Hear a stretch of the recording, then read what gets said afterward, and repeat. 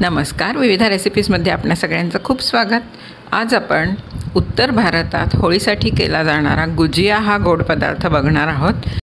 आपल्या करंजीशी साधर्म्य असणारा परंतु करंजीपेक्षा बऱ्याच बाबतीत वेगळा असणारा असा हा प्रकार आहे।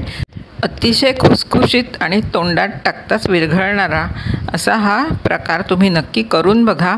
तुम्ही जर विविध रेसिपीजला सबस्क्राईब केलं नसेल तर जरूर सबस्क्राईब करा। रेसिपी आवडली तर लाईक शेअर करा आणि मला कॉमेंट करून कळवा रेसिपी कशी झाली ते।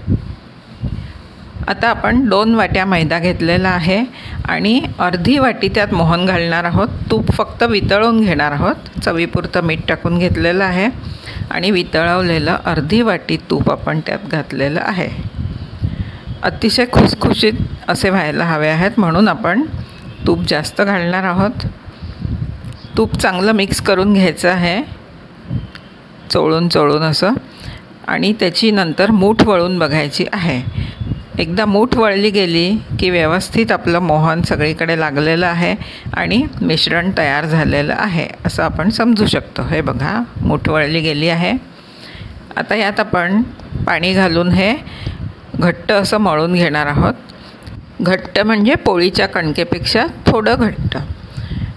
आधी चांगलं मळून घ्यायचं आहे। जितकं जास्त वेळ तुम्हाला मळता येईल तितकं हे मळून घ्या आणि नंतर आपण ते मळून झाल्यानंतर 1 तास झाकून ठेवणार आहोत। हे बघा, असं झालेलं आहे। 1 तास झाकून ठेवल्यानंतर ते छान मुरेल आणि खुसखुशीतपणा येईल आपल्या गुजियाला। हे बघा, अशा प्रकारे झालेलं आहे। आता हे झाकून आपण बाजूला ठेवलेलं आहे। आता आपण सारणाची तयारी करतो आहोत। हे सगळं सारण करण्यासाठी घेतलेलं आहे, सारणात टाकण्यासाठी।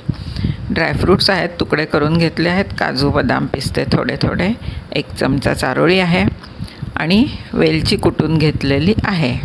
वेलची पूड असेल तुमच्याकडे तर ती टाकली तरीही चालेल। आता आपण बारीक रव्याचं सारण करणार आहोत। हा 1 वाटी बारीक रवा आपण घेतलेला आहे, जाड रवा घ्यायचा नाही आहे। नंतर हे डेसिकेटेड कोकोनट आहे त्यात घालण्यासाठी। डेसिकेटेड कोकोनट नसेल तर तुम्ही सुक्या खोबऱ्याचा किस देखील घालू शकता। आता एका पॅनमध्ये आपण थोडं जास्त तूप घेतलेलं आहे, 3 टेबलस्पून। त्यात बारीक रवा भाजून घेणार आहोत। अगदी मंद आचेवर आपण हा भाजायचा आहे। थोडा जास्त वेळ लागेल, काळपट होऊ द्यायचा नाही आहे, परंतु व्यवस्थित भाजून घ्यायचं आहे। कारण गुजियाची मुख्य चव ही सारणावरच अवलंबून असणार आहे, म्हणून आपण सारणातला हा रवा अगदी छान भाजून घ्यायचा आहे। त्यामुळे खूप छान टेस्ट येणार आहे। साधारण अशा रंगावर आल्यावर तो आपण काढून घ्यायचा आहे। आता ट्रान्सफर करून घेऊयात एका बाउलमध्ये। काढून घ्यायचा आहे आणि थंड व्हायला बाजूला ठेवायचं आहे। आता याच कढईत आपण पाक करायला घेणार आहोत। कढई धुवायची गरज नाही आहे। 1 वाटी साखर घातलेली आहे आणि 1 वाटीला 1 वाटीच पाणी घातलेलं आहे। आता साखर विरघळल्यानंतर जरा 2-3 मिनिट उकळू द्यायचं आहे। अगदी घट्ट पाक करायचा नाही आहे। 2-3 मिनिट उकळल्यानंतर आपण यात जो भाजलेला रवा आहे तो घालणार आहोत। ही सारण करण्याची पद्धत आहे गुजियासाठी।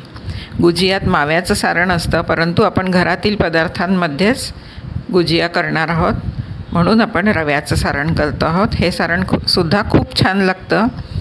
हे बघा, असं चांगलं ढवळून घ्यायचं आहे रवा टाकल्यानंतर गुठळ्या होऊ न देता। त्यानंतर त्यात ड्रायफ्रूट्सचे तुकडे, बारीक केलेल्या वेलचीपैकी अर्धी वेलची टाकून घ्यायची आहे, चारोळ्या घालायच्या आहेत आणि ढवळायचं आहे। पटकन होतं ते अगदी। ढवळून झाल्यानंतर आपण यात डेसिकेटेड कोकोनट घालणार आहोत, त्यामुळे आणखी छान टेस्ट येते या सारणाला। हे सारण असंच नुसतंसुद्धा खूप छान लागतं तयार झाल्यानंतर। हे बघा, घट्ट व्हायला सुरुवात झालेली आहे। चांगलं ढवळून घट्ट होत आलं की त्यात आपण डेसिकेटेड कोकोनट घालून चांगलं मिक्स करायचं आणि बाजूला काढून ठेवायचं। आता हे चांगलं मिक्स करायचं आहे डेसिकेटेड कोकोनट। थंड व्हायला बाजूला ठेवायचं आहे। त्यानंतर थंड झाल्यानंतर हे आत्ता आहे यापेक्षा थोडं आणखी घट्ट होणार आहे। आता हे आपण बाजूला ठेवतो आहे। पाक करून घेतो आहे। गुजिया आपण पाकात घालणार आहोत। म्हणून गुजिया बुडवण्यापुरता थोडाच आपण पाक करून घेणार आहोत. 1 वाटी साखरेला पाऊण वाटी पाणी घातलेलं आहे. साखर विरघळल्यानंतर 4 मिनिट उकळू द्यायचं आहे आणि वेलची टाकून बाजूला काढून घ्यायचं आहे. हे बघा उकळलेलं आहे, आपण वेलची टाकून बाजूला काढून ठेवलं आहे. आता आपण मुख्य स्टेपकडे येत आहोत. जे पीठ आपण मळून ठेवलं होतं मैदा, त्याला 1 तास झाला आहे. त्याच्या छोट्या छोट्या गोळ्या करून आपण पुऱ्या लाटून ठेवणार आहोत. आपल्याला गुजिया किती लहान किंवा मोठी हवी आहे त्याप्रमाणे पुऱ्या करायच्या आहेत. या आकाराच्या आपण पुऱ्या केलेल्या आहेत. त्यात सारण भरलेलं आहे आणि करंजीला जसं दुधाचं बोट लावतो आपण कडांना, छोट्या वाटीत दूध घेतलं आहे. त्यात बोट बुडवून असं अर्धचंद्राकृती लावून घ्यायचं आहे आणि काठ बंद करायचे आहेत. आता आपण करंजीला जे फिरवतो कातणं, कटर असतं, ते न वापरता आपण इथे डिझाईन करणार आहोत कडांना. आपल्यात जशी क्रिएटिव्हिटी असेल त्याप्रमाणे डिझाईन वेगळी वेगळी तुम्हाला बनवता येतील. मी हे एक डिझाईन करून दाखवते. सुरीने कट्स घेतलेले आहेत सारख्या अंतरावर. त्यानंतर अशा प्रकारे एक पाकळी बनवली आहे. घट्ट चिकटवायच्या आहेत आणि या तळल्यानंतरसुद्धा सुटत नाहीत. आहे तसंच डिझाईन राहतं तळल्यानंतर. हे बघा, तुम्ही हवं तर अशीसुद्धा ठेवू शकता किंवा आपण एक बास्केटसारखा आकार केलेला आहे तसंसुद्धा करू शकता. मी दोन्ही प्रकारच्या केल्या आहेत. हा आकारसुद्धा बदलत नाही तळल्यानंतर. हे बघा, असा एक आकार केला आहे आणि एक आपल्या करंजीसारखीच ठेवलेली आहे.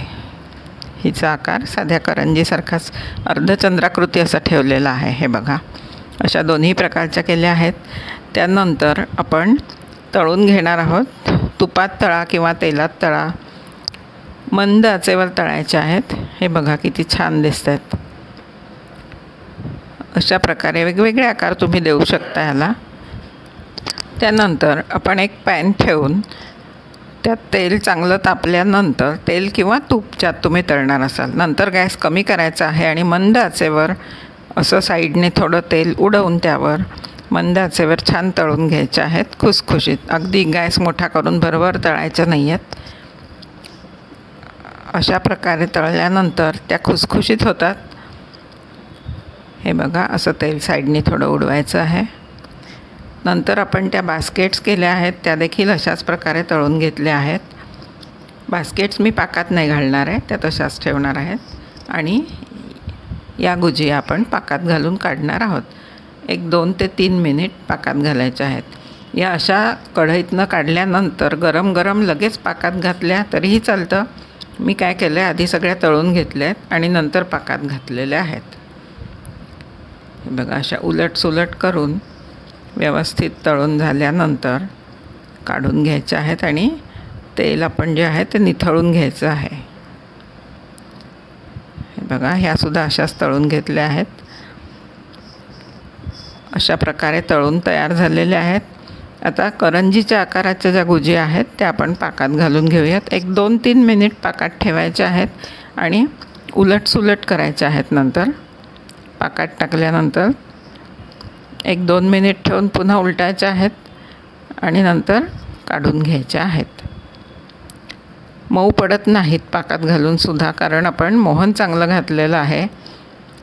1/4 प्रमाण घेतलेलं आहे मोहनचं. 2 वाट्या मैद्याला अर्धी वाटी तूप घातलेलं आहे, त्यामुळे खुसखुशीत झाले आहेत.